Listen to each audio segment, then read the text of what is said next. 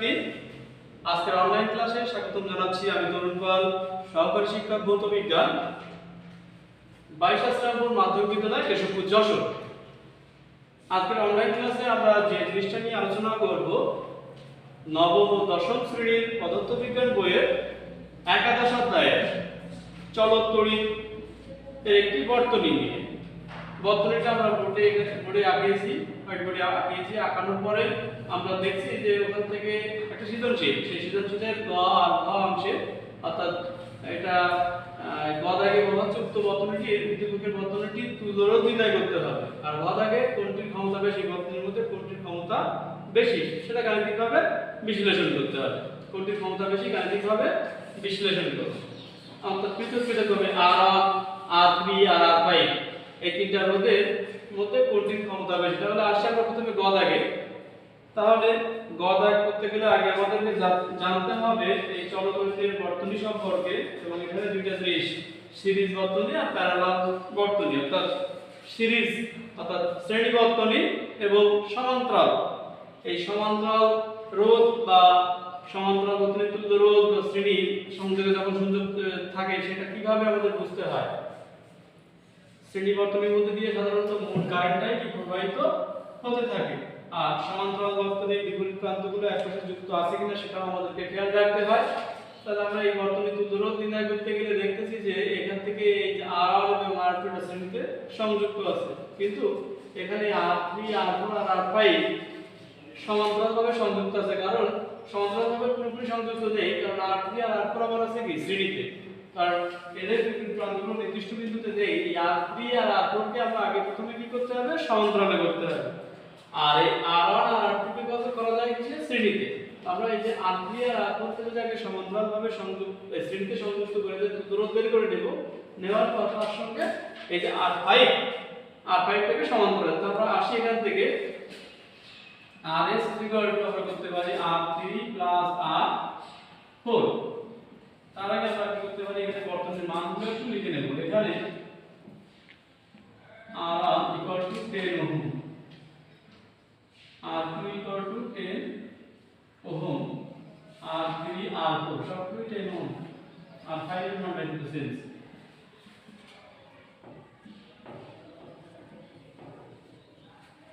দেখো তাহলে আমরা R3 R4 শ্রেণীতে সংযুক্ত আছে।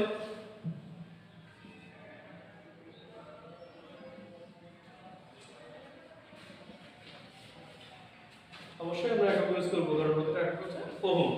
তারপরে আমার এই R3 R4 গুলো যখন RS আসলো, ওই RS R5 এর সাথে কিভাবে সংযুক্ত আছে, সমান্তরালে। অর্থাৎ এই RS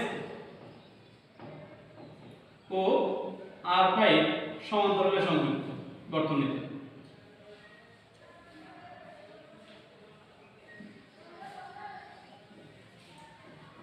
সেক্ষেত্রে আমরা লিখতে পারি 1/RP equal to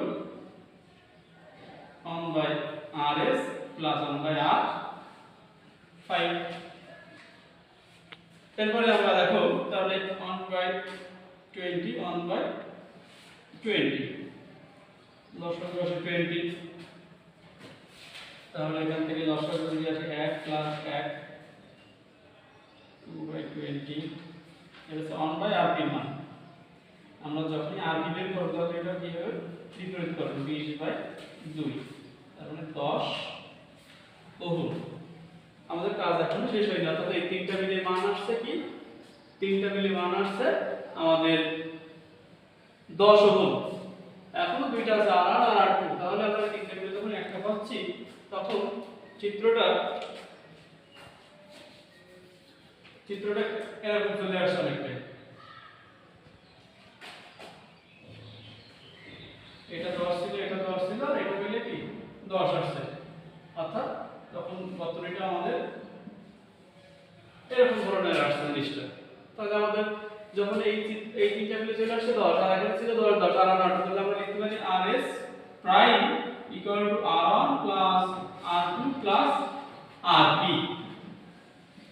এটা ছিল R1, এটা R2, আর এখানে সবগুলো মিলে আসছে RP। তাহলে এখান থেকে ছিল 10 যোগ 10 যোগ 10 ওহম, তার মানে 30 ওহম। অতএব উদ্দীপকের বর্তনীর তুল্য রোধ 30 ওহম। অত্যন্ত সুন্দর একটা অঙ্ক। যদি আমরা খুব ভালোভাবে বোঝার চেষ্টা করি, বর্তনীগুলো যদি আমরা চিনতে শিখি, তাহলে এই অধ্যায়ের অঙ্কগুলো অনেক সহজ লাগে। আমরা চেষ্টা করবো বর্তনীগুলো সবাই ভালোভাবে বোঝার, ভালোভাবে বুঝে করলে আমরা কাজটা খুব সুন্দরভাবে করতে পারবো। তাহলে আমরা গ দাগের অংশে বর্তনীর তুল্য রোধ পাচ্ছি 30 ওহম। আমরা পরবর্তী অংশে যাব। পরবর্তী অংশে গ দাগ কোনটির মধ্যে ক্ষমতা বেশি, তাহলে আমাদের এই তুল্য রোধটা মনে রাখতে হবে। বর্তনীর তুল্য রোধ আমরা পাচ্ছি, বর্তনীর তুল্য রোধ R প্রাইম ইকুয়াল টু হচ্ছে 30 ওহম।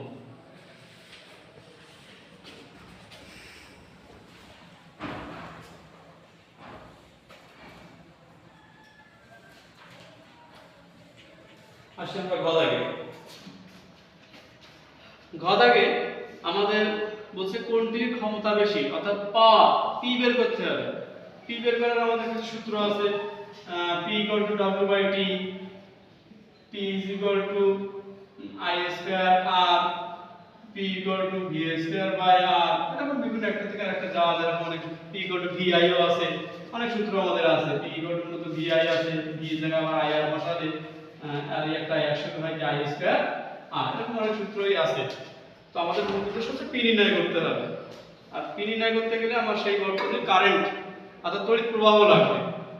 যদি আমরা ঘ দাগের অংশে ক্ষমতা বের করতে যাই, তাহলে এই প্রত্যেকটা যে বর্তনী নিয়ে আমরা ক্ষমতা বের করতে যাব, সেই ক্ষমতা বের করতে গেলে সেই বর্তনীর আমাদের বিভব লাগতে পারে, তড়িৎ প্রবাহ লাগতে পারে। আর একটা জিনিস আমরা মাথায় রাখবো যে শ্রেণী বর্তনীর মধ্যে দিয়ে সবসময় মূল কারেন্টটা কি প্রবাহিত হয়। আমার এখানে চাইছে R1, R3 আর R5। তাহলে আগে আমাদের মূল কারেন্টটা বের করে নিতে হবে, মূল তড়িৎ প্রবাহটা আমাদেরকে বের করতে হবে। গ থেকে প্রাপ্ত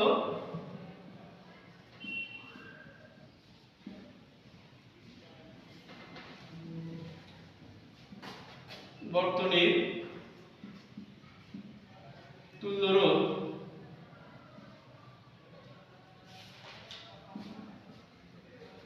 30 ওহম, যেটা আমরা গ থেকে পেয়েছি। আর এখানে বর্তনীর তড়িৎচালক শক্তি দেয়া আছে কত, 10 ভোল্ট।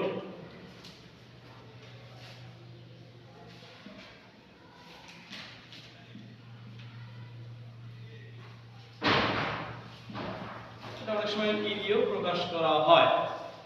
যাও, আমাদের এখান থেকে লাগবে হচ্ছে বর্তনীর মূল তড়িৎ প্রবাহ I। I কত আমরা কি লিখতে পারি, V/R। V/R আমরা কত কিছু পাইছি না, এটা লিখে দেই। I = V/R, তাহলে V এর মান হচ্ছে 10/30।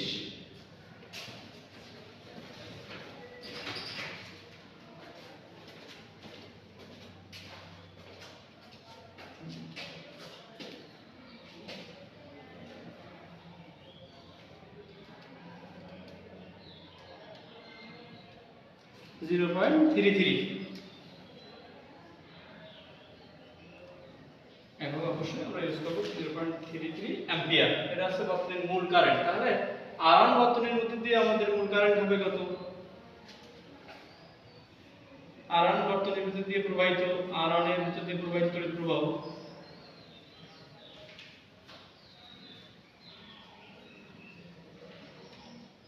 I1, সেটা আসবে কত, 0.33। কারণ বলছি শ্রেণী বর্তনীতে সংযুক্ত থাকলে সেই বর্তনীর মধ্যে দিয়ে বর্তনীর মূল তড়িৎ প্রবাহটাই প্রবাহিত হবে। তাহলে আমরা এখান থেকে বের করতে পারবো কি, P1। আমাদের P1 বের করতে হবে। P1 = I/(R)² কি R1। I1 এর মান পাইছি 0.33, তার কি হোল স্কয়ার গুণ R1 এর মান আছে কত, 10।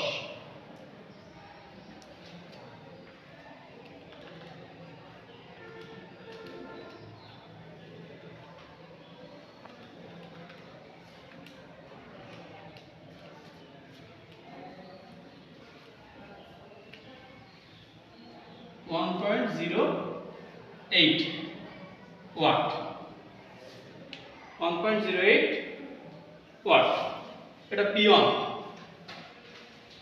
এরপর আমরা সমান্তরালভাবে সংযুক্ত বর্তনীর অংশটুকু করব। সমান্তরালভাবে সংযুক্ত বর্তনীর অঙ্ক। আমরা দেখো দশমিকের পরে যদি 2 সংখ্যা পর্যন্ত রাখি বা দশমিকের পরে যদি 3 সংখ্যা রাখি, সেটা যদি 2 সংখ্যা রাখি 0.8 বা পরের সংখ্যা আসছে আমাদের ক্যালকুলেটরে যেটা করে 1.089 আসছে, 1.089 ওয়াট। এবার আমাদের লাগবে কিন্তু r প্লাস সাইন। r2 চাইলে আমরা একইভাবে করতে পারতাম, i2 i2 তো এটাই, সেক্ষেত্রে আমরা p2 বের করতে পারতাম, কিন্তু আমাদের এখানে চাইছে r3। আমাদের যে জিনিসটা জানার জন্য মূলত এটা করা, এই r3 কিন্তু এটা আছে কি সমান্তরালভাবে কি সংযুক্ত, সেক্ষেত্রে আমাদের এই অংশ কি বের করতে হবে, বিভব বের করতে হবে, v বের করতে হবে। এই অংশ v বের করতে গেলে আমাদের কি করতে হবে, vp মূলত vp v i r p, i r p, অর্থাৎ এই অংশের rp, এই অংশের rp আমরা গত আগে পেয়েছিলাম কত দেখো, 10 করলে আসছিল 20 করে 10 আসছিল টোটাল। এই অংশটা দেখো, এই অংশটা আসছিল চিত্র আঁকাছিলাম, এই অংশে rp মান কত আসছিল 10। দেখো তাহলে i এর মান আমরা পাইছি মূল কারেন্ট 0.33 গুণ এখানে 10,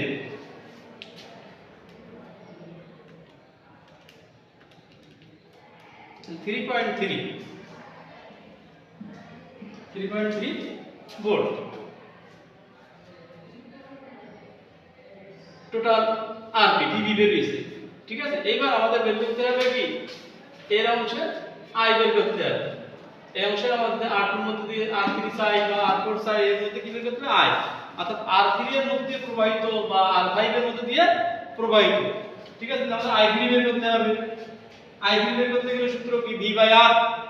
এখন এই জায়গায় যে জিনিসটা ভুল হয়, v বাই v, r3 লিখবো, r3 লিখবো না, এই জায়গায় দুইটা মিলেই কি লিখতে হবে, যে কাজটা আমরা করতে হয় r3 প্লাস r4, কারণ এগুলো কি শ্রেণীতে আছে, কারেন্ট এর ভিতর দিয়ে প্রবাহিত হবে। আমরা সাধারণত অঙ্ক করতে যাই সাধারণত এই জিনিসটাই ভুল করে থাকি। তার মানে এখানে vp এর জায়গায় 3.3 আর এখানে আছে 10 প্লাস কি 10, অর্থাৎ 3.3 বাই হচ্ছে 20, 0.165, 0.165 এটা হচ্ছে অ্যাম্পিয়ার। তাহলে এখান থেকে আমরা কি বের করতে পারি, এর p3 বের করতে পারি, একই সূত্র p3 i3 r3। তখন কিন্তু আবার দুটো হবে না, তখন শুধুমাত্র কারেন্টের বেলায় আমাদের এই জিনিসটা সবসময় ঝামেলা, কারেন্ট যাবে কি ওই দুটো বর্তনীর ভেতর দিয়ে। মূলত এই প্রশ্নটা করানোর উদ্দেশ্য হচ্ছে p3 i3 r3, i3 0.165 তারপর স্কয়ার গুণ r3 মান 10,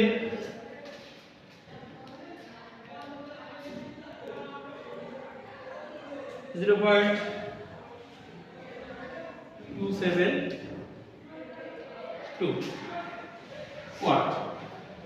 এবার আমাদের লাগবে r5, r5 মানে এখানে করতে হবে, যে আমাদের কাজ কিন্তু অলরেডি একটা হয়ে গেছে, vp বের করা আছে, তাহলে আমাদের বের করতে হবে i5। মূলত সবগুলো আমরা দেখি i5 তাহলে কি vp বাই r5, vp এর মান 3.3 ভাগ r5 এর মান হচ্ছে 20,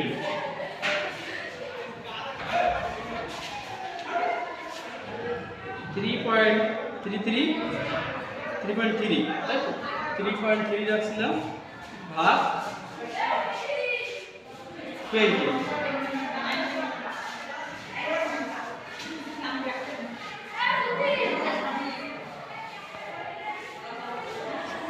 0.165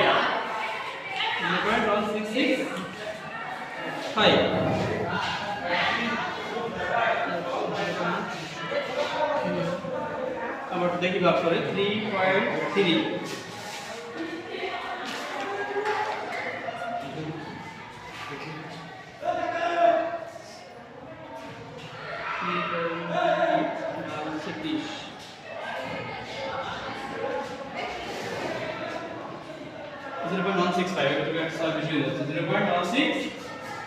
তাহলে দেখো আমরা p5 বের করতে পারি, p5 i5 স্কয়ার আর 5, i5 এর মান দিয়ে গেছি 0.165 তার কি হোল স্কয়ার গুণ r5 এর মান হচ্ছে 20,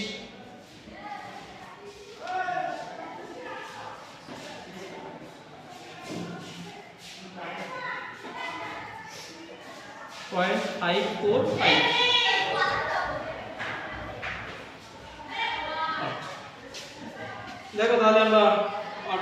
জিনিস কি পেয়ে গেছি, কার ক্ষমতা বেশি, তিনটার ক্ষমতা পেয়ে গেছি, P1 P3 আর কি P, P1 এর কি সবচেয়ে বেশি 1 পয়েন্ট আছে, P1 এর সবচেয়ে বেশি, তাহলে আমরা ক্ষমতা দিতে পারি P1, তারপরে আছে কি P5 আর লাস্ট হচ্ছে P3।